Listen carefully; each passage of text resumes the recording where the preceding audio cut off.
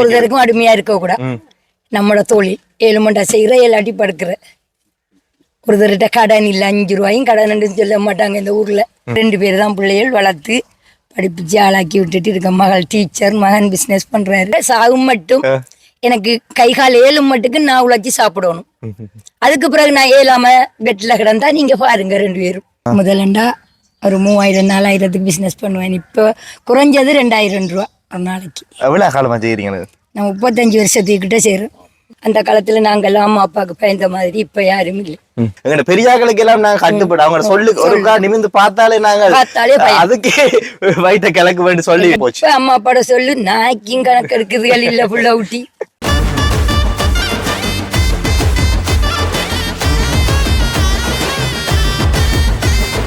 Hello வணக்கம், சிலோன் ஜோடி சேனலுக்கு உங்கள் அனைவரையும் அன்போடு வரவேற்கிறேன். நீங்கள் இதுக்கு முன்னும் அந்த காணொலி எல்லாம் மன்னம்பட்டியை சம்மந்தமாக பார்த்துருப்பீங்கள். அந்த வீடியோ பார்க்காதார்கள் டிஸ்கிரிப்ஷன்லேயும் போடுறேன். அதே மாதிரி பிளேலிஸ்ட் ஆட் பண்ணி விடுறேன், அதுலேயுமே பாருங்க. இப்போ நாங்கள் மத்தியான சாப்பாட்டை முடிச்சுட்டு கை கழுவுறதுக்கு வெளியே வர இந்த ஒழுங்கியால் ஒரு அம்மா வடைன்னு சொல்லி விற்றுக்கொண்டு மிக சத்தமாக கூவிக்கொண்டு ஒரு சைக்கிள் அப்படியே சர்றன்ட்டு போகிறா. அந்த குரலையும் அந்த சைக்கிள் அவள் போகிறதையும் பார்த்துட்டு யார் அந்த அம்மான்னு சொல்லி அறியணும்னு சொல்லி ஆவல் வந்து என்ன அவ அப்படி கூவிக்கொண்டு போறது ஒரு வித்தியாசமா இருந்தது. கிட்டத்தட்ட அவ 51 வயசு கிட்ட ஆகுதான். சைக்கிள்ல அவாவே வடை சுட்டு 10 ரூபாய்க்கு கொடுக்குறா. வடை 2 விதமான வடை கொடுக்குறா. அந்த 10 ரூபாய் கொடுக்கக்கூடிய அந்த வடையை கொண்டு இந்த கிராமத்தையே சுற்றி வரக்கூடிய ஒரு இரும்பு பெண்மணியை சந்திச்சிருக்கோம். அந்த தான் இந்த முழுமையாக அந்த வீடியோவில் பார்க்க போறீங்க. வாங்க வீடியோக்குள்ள போகலாம். மறக்காம சிலோன் ஜோடி சேனல் சப்ஸ்கிரைப் பண்ணி பக்கத்தில் இருக்கிற மணியை முடிச்சு விடுங்க. என்ன பேரு கூட?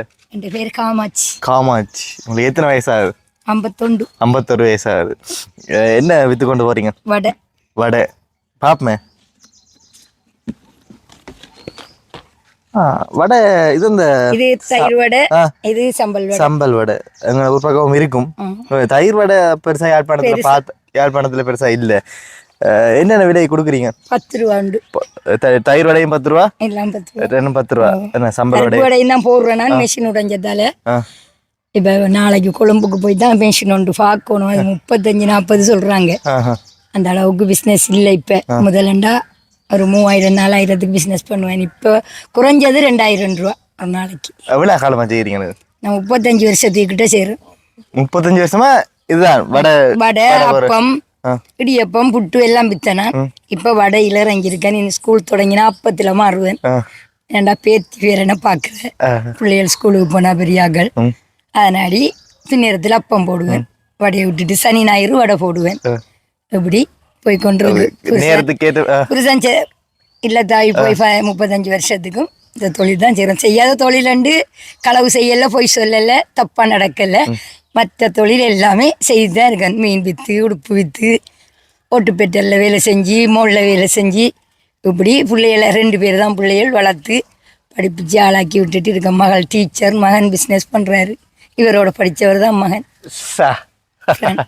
நீங்க தொழில் செய்யறது அது கஷ்டம் இல்ல. அதுக்கு பிறகு உங்களோட பிள்ளைகளை நல்ல வேலையை கொண்டு விட்டுருக்கிறீங்களா? அதுவும் டீச்சர் ஒரு ஆள் இருக்குன்றது அது ஒரு பெரிய ஒரு சந்தோஷமான ஒரு விஷயம். பேத்திமாருக்கும் அப்பா இல்ல மகள்ற பிள்ளைகளுக்கு 2 பேரும் ஒரு ஆள் ஏ லெவல் படிக்காவும் காசு கட்டி விட்டுருக்கேன் ஹாஸ்பிட்டல்ல. இன்னொரு ஆள் 5ஆம் ஆண்டு படிக்கவும்.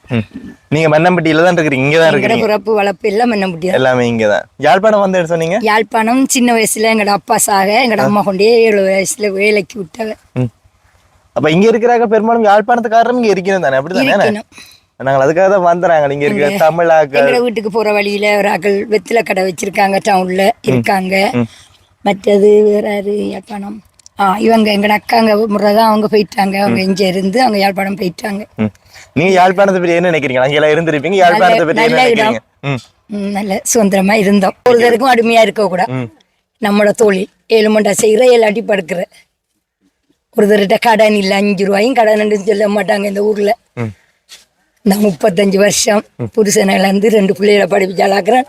ஒருத்தர் காமாட்சி கடையில கடன் என்று மற்றவங்கள்ட்ட கடன் சொல்ல மாட்டேன். என்ற சொந்த தொழில், சொந்த உழைப்பு.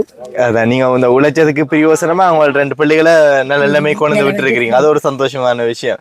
உங்களோட பிள்ளைகளை என்ன சொல்லிடுறேன் இப்போ உங்களோட வேலையை போய் சொல்லிடுறோம். ஏன்னா நீங்களே சொல்லுவாங்க வேணாம்னு சொல்லுவாங்க. நீ மகள் லோன் ஒன்று எடுத்ததுல அவக்கு கொஞ்சம் கடனாவோட இருக்கேன். அதனாடி நான் சொல்றேன், சாகும் மட்டும் எனக்கு கை கால் ஏழும் மட்டுக்கு நான் உழைச்சி சாப்பிடணும். அதுக்கு பிறகு நான் ஏழாம பெட்ல கிடந்தா நீங்க பாருங்க 2 பேரும். மான் வந்தாலும் ஏசுவாரு, என்னம்மா இந்த வயசுலயும் என்னத்துக்கு இதை தூக்குறாய். அவனோட சாப்பிட்டு வெளியில கை கழுவ வேற உங்களோட குரல் கேட்டுச்சு வட வடையா. நீங்க போற அந்த சைக்கிள்ல வேகத்துக்கும் நீங்க சொல்லி கொண்டு போற கூப்பிடுற அந்த விதத்துல இருந்தா உங்களோட கூப்பிட்டு. பிசினஸ் இல்லாத ரோட்ல கொஞ்சம் ஃபாஸ்டா போவேன், பிசினஸ் உள்ள ரோட்டும் தெரியும் தானே, அதுல கொஞ்சம் ஸ்லோவா போவேன். நான் இங்க மட்டும் இல்ல, சொருவில் தெரியுமா? சொருவில் ராஜ்யம் போய் வரேன் நான் சைக்கிள்ல. சரி, இந்தியால அருணகம்ல 5ஆம் கட்டம் மட்டும் போய் வருவேன், அவருக்கு தெரியும் இடங்கள் அப்படி.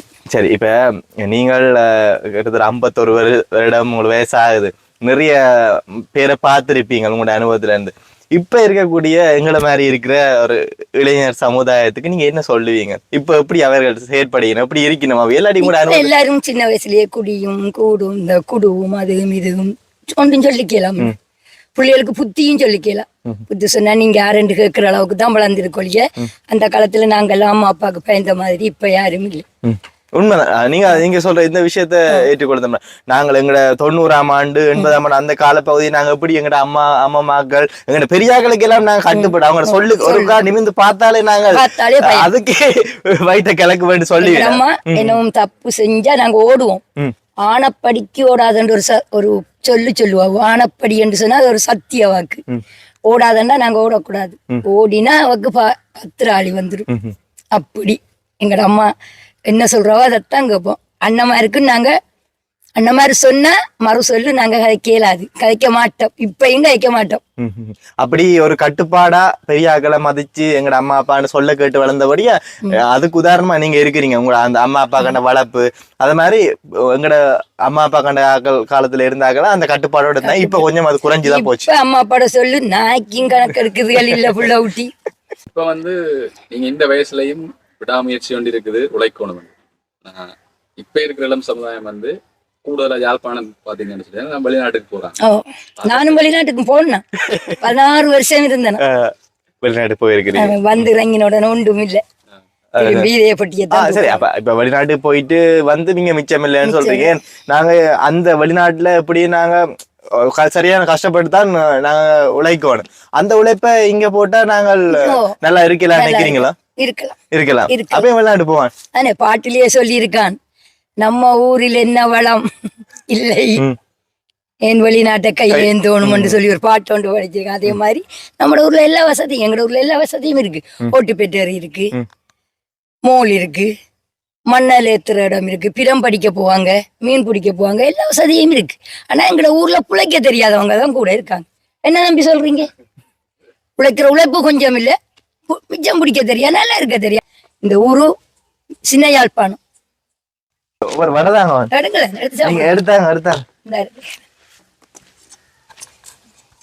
தயிர் வடையா வடைய போட்டு தயிருக்கு ஊற வைக்கிறீங்க. ஒன்று காணுமா? சீனி பானி. அப்ப தயிர் வடைன்னு பாக்குறதுக்கு தயிர் வடை மாதிரி இருக்கு. அதுக்காக பனி வடை. பனியடை இனி பெற பனி வடை, இனிப்பு. சிங்களத்துல பனி வடை, உளுந்து வடை.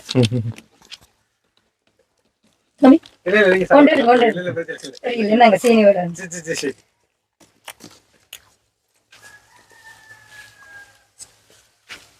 இன்னைக்கு கொஞ்சம் தான் போட்டேன், தூரத்துக்கு ஓட இயலாது. கொஞ்சம் நம்மட ஊருக்குள்ள வித்துட்டு வருவோம், கொஞ்சமா போட்டேன், விடக்கூடாது யாரும். நல்லா இருக்கும். இந்த வீடியோவில் அம்மாவோட கதைச்சு நிறைய விஷயங்களை கேட்டு தெரிஞ்சு கொண்டிருப்பீங்க. நானும் அவரோட கதைச்சது பெரிய ஒரு சந்தோஷமான விஷயம். எதிர்ச்சியாக தான் சந்திக்க கிடைச்சது. மற்றவங்களுக்கு எந்த விதமான கஷ்டமும் கொடுத்ததில்லை, இதை விட மற்றவங்களோட சண்டை பிடிச்சதில்லை, மற்றவங்கள்ட்ட கையேந்தினதில்லை, அப்படின்னு நிறைய விஷயங்கள் அவள் சொல்லியிருந்தா. உண்மையாகவே இந்த காலத்துக்கு கேட்கறதுக்கு இப்படியான மனிதர்களும் எங்களுடைய சமூகத்தில் வாழ்கிறார்கள் என்றதில் பார்க்கறதுக்கு சந்தோஷமா இருந்தது. அம்மாவை சந்திச்சது சந்தோஷம். ரைட், இவ்வளோதான் இந்த வீடியோவாக இருக்க போது. மறக்காம சிலோன் ஜோடி சேனல் சப்ஸ்கிரைப் பண்ணி பக்கத்தில் இருக்கிற மணியை மடிச்சுடுங்க. இன்னும் வித்தியாசமான காணொலிகள்லாம் எங்களுடைய சேனலில் வேறு மறக்காம சப்ஸ்கிரைப் பண்ணி தொடர்ந்து பாருங்க.